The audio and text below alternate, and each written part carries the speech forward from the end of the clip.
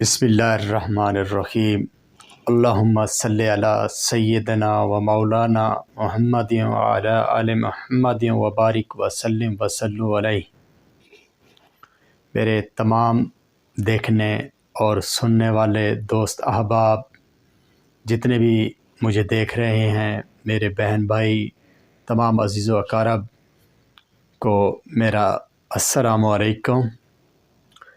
عزیزان گرامی، اللہ پاک سے، اللہ رب العزت سے دعا ہے کہ جتنے بھی مسلمان ہیں تمام کو اللہ پاک اپنے حفظ و امان میں رکھے، اور جتنے بھی مسلمان خصوصاً بالخصوص ترکیہ، شام اور سیریا میں زلزلہ زدگان ہیں، اللہ پاک اپنے رحم و کرم سے ان کی تمام مشکلات میں آسانیاں پیدا کرے، اور جتنے بھی عالم اسلام میں مسلمان پریشان حال ہیں، اللہ پاک ان تمام کی پریشانیاں دور فرمائے۔ تو دوستو، میں نے کچھ دن پہلے ایک ویڈیو ریکارڈ کرائی تھی جس میں طلاق کے موضوع پر گفتگو کی گئی تھی، اور آج اسی حوالے سے ایک اور ویڈیو ریکارڈ کی جا رہی ہے۔ اس ہب کا ویڈیو میں طلاق پہ خصوصی گفتگو کی گئی تھی، آیا کہ وہ کیا مسائل ہیں، کیا بات چیت ہے، کیوں طلاق کی شرح بڑھتی ہے، کس لیے طلاق ہوتی ہے، اور کون سے ایسے کام کیے جائیں جس سے طلاق رک سکے یا اس کی شرح میں کمی واقع لائی جا سکے، اور اگر طلاق دینی بھی پڑ جائے تو اس کے مسنون طریقے کیا ہیں۔ تو دوستو، سب سے پہلے جو طلاق کا مسنون طریقہ ہے تو وہ یہ ہے کہ نکاح اور طلاق کے مسائل جنہیں قرآن مجید میں حدود اللہ یعنی کہ اللہ پاک کی حدود مقرر کر دیا گیا ہے، بیشتر لوگ ان سے لا علم ہیں اور اس وقت تک انہیں جاننے کی ضرورت بھی محسوس نہیں کرتے جب تک انہیں جاننے کی مجبوری نہ بن سکے، کیونکہ جانے انجانے میں لوگ لا علمی میں ایسے ہی مقصد ہے کہ طلاق دے دیتے ہیں، کوئی پتہ نہیں ہوتا طلاق دینے کا طریقہ کیا ہے، کون سے شرعی اصول ہیں، کون سا مسنون طریقہ ہے۔ تو جب تک ان کو ضرورت نہیں پڑتی نا تو وہ معلوم کرنا بھی پسند نہیں کرتے۔ آج کا دور ہی ایسا ہے، سوشل میڈیا کا دور ہے، ہر کسی کو دسترس ہے سوشل میڈیا پہ، اور علماء کرام کے ساتھ بھی تب تک نہیں بیٹھتے جب تک ان کو ضرورت نہ پڑے۔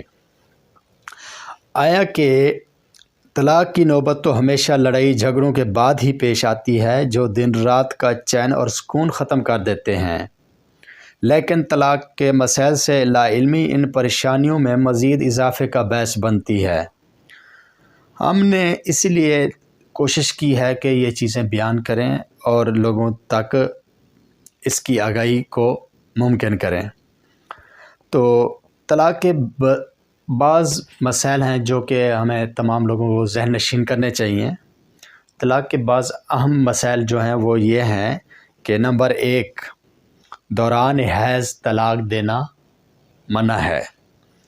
اگر بیوی سے دوران حیض جھگڑا ہو اور مرد طلاق دینا چاہتا ہو تب بھی مرد حیض ختم ہونے کا انتظار کرے۔ نمبر 2 جس طہر میں طلاق دینی ہو اس طہر میں جماع کرنا منع ہے، یعنی کہ ہم بستری کرنا منع ہے۔ یاد رہے، ایام حیض کے علاوہ باقی ایام میں جن میں عورت نماز ادا کرتی ہے ان ایام کو ایام طہر کہا جاتا ہے۔ نمبر 3، ایک وقت میں صرف ایک ہی طلاق دینی چاہیے۔ اکثر ہمارے ہاں یہ رواج بن چکا ہے، جب بھی کسی نے کسی کو طلاق دینی ہو تو کہتے ہیں طلاق طلاق طلاق، بیک وقت بغیر سوچے سمجھے 3 طلاقیں دے بیٹھتے ہیں۔ تو بیک وقت 3 طلاقیں دینا بہت ہی بڑا گناہ ہے۔ نمبر 4، بیوی کو الگ کرنے کے لیے طلاقوں کی زیادہ سے زیادہ تعداد 3 ہے، لیکن ایک طلاق سے الگ کرنا ہی شریعت کا متعین طریقہ ہے۔ دوسری طرف اور تیسری طلاق کی ضرورت کب اور کیوں پڑتی ہے تو اس کا ذکر ہم آئندہ کریں گے۔ تو اس کے علاوہ نمبر 5، پہلی طلاق ہو یا دوسری یا تیسری، ہر طلاق کے بعد عورت کو 3 حیض یعنی 3 طہر جو کم و بیش 3 ماہ کی مدت بنتی ہے، اس لیے عموماً اس مدت کو 3 ماہ ہی لکھ دیا جاتا ہے۔ انتظار کرنے کا حکم ہے۔ شرع میں اس مدت کو جو کہ عدت کہتے ہیں۔ عدت یعنی رجعی طلاق کے بعد دوران عدت بیوی سے صلح کرنے کو جو بھی ہو، جو بھی طریقہ کریں، اگر رجوع کریں تو اس کو کہتے ہیں رجعی طلاق۔ یاد رہے کہ رجوع کرنے کے لیے بیوی سے صحبت کرنا شرط نہیں، جو کہ آج کل عام کر دیا گیا ہے۔ رجوع کے لیے زبانی افہام و تفہیم کا مسئلہ کیا جا سکتا ہے، اس کے لیے افہام و تفہیم ہی کافی ہے۔ نمبر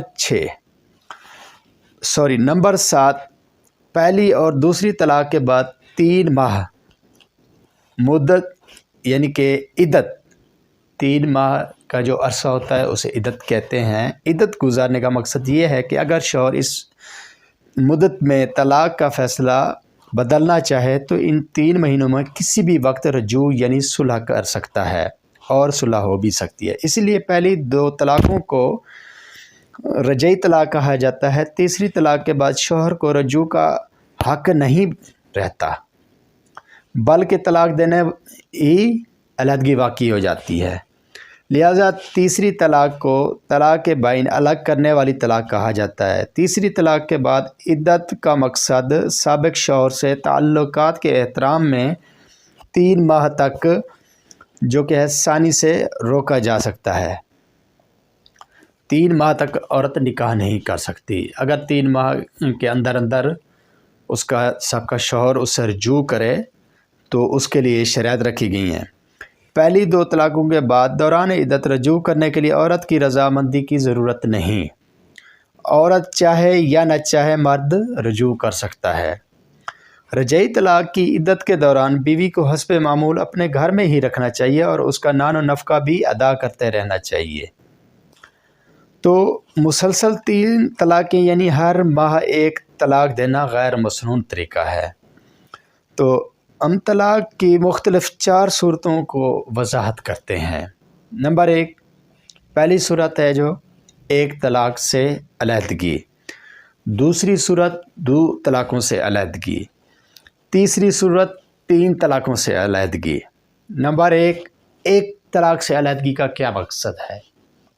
1 طلاق سے علیحدگی کیسے ہوگی؟ 1 طلاق سے علیحدگی کی صورت یہ ہے کہ میاں بیوی کے درمیان نکاح کے بعد پہلی مرتبہ اختلافات اس حد تک بڑھ جائیں کہ نوبت طلاق تک پہنچ جائے اور شوہر بیوی کو حیض آنے کی بعد جو حالت طہر میں جماع کیے بغیر پہلی طلاق دے دے اور دوران عدت یعنی 3 ماہ رجوع نہ کرنے تک عدت ختم ہوتے ہی میاں بیوی میں مستقل علیحدگی ہو جائے گی اور اس صورت میں دوسری اور تیسری طلاق کی ضرورت باقی نہیں رہتی۔ دوران عدت بیوی کو اپنے ساتھ گھر میں رکھنا اور اس کا نان و نفقہ حسب معمول ادا کرتے رہنا چاہیے۔ 1 طلاق سے فریقین میں علیحدگی کا فائدہ یہ ہے کہ مرد اور عورت آئندہ کبھی دوبارہ نکاح کرنا چاہیں تو بلا تردد کر سکتے ہیں۔ 1 طلاق سے علیحدگی کی مزید وضاحت ہے۔ حیض کے بعد طہر میں پہلی طلاق پہلا ماہ رجوع یا انتظار، طہر حیض دوسرا ماہ رجوع یا انتظار، طہر حیض تیسرا ماہ انتظار، حیض ختم ہوتے ہی علیحدگی ہو جائے گی۔ یاد رہے کہ تیسرا حیض ختم ہونے کے بعد عورت نکاح ثانی کرنا چاہے تو کر سکتی ہے، خواہ سابق شوہر سے یا کسی دوسرے مرد سے۔ نمبر 2 طلاقوں سے علیحدگی کی کیا وجوہات ہیں اور 2 طلاقوں سے علیحدگی کیسے ہوگی؟ پہلی طلاق دو طلاقوں سے علیحدگی کی صورت یہ ہے کہ نکاح کے بعد میاں بیوی میں اختلافات اس حد تک بڑھ جائیں کہ طلاق کی نوبت آ جائے اور شوہر قاعدے کے مطابق بیوی کو حیض ختم ہونے کے بعد حالت طہر میں جماع کیے بغیر پہلی طلاق دے دے اور دوران عدت یعنی کہ 3 ماہ میں کسی بھی وقت رجوع کر لے۔ یاد رہے کہ طلاق سے رجوع کرنے کا مطلب یہ ہرگز نہیں کہ آئندہ وہ طلاق شمار نہیں ہوگی، بلکہ آئندہ زندگی میں یہ مرد جب کبھی طلاق دے گا تو دوسری طلاق شمار ہوگی، نہ کہ پہلی۔ دوسری طلاق پہلی طلاق سے رجوع کے بعد دوبارہ کسی وقت مثلا چند دن میں، چند ہفتوں میں، چند ماہ میں یا چند سال کے بعد فریقین میں اختلافات پیدا ہو جائیں اور نوبت طلاق تک پہنچ جائے اور شوہر بیوی کو قاعدے کے مطابق حیض ختم ہونے کے بعد حالت طہر میں جماع کیے بغیر طلاق دے دے، اس دوسری طلاق کے بعد بھی شریعت نے مرد کو اور ان عدت یعنی 3 ماہ میں رجوع کا حق دیا ہے، اس لیے اس دوسری طلاق کو بھی رجعی طلاق کہا جاتا ہے۔ شوہر دوران عدت 3 ماہ رجوع نہ کرے تو 3 طہر یا 3 حیض کے بعد دونوں میاں بیوی میں مستقل علیحدگی ہو جائے گی۔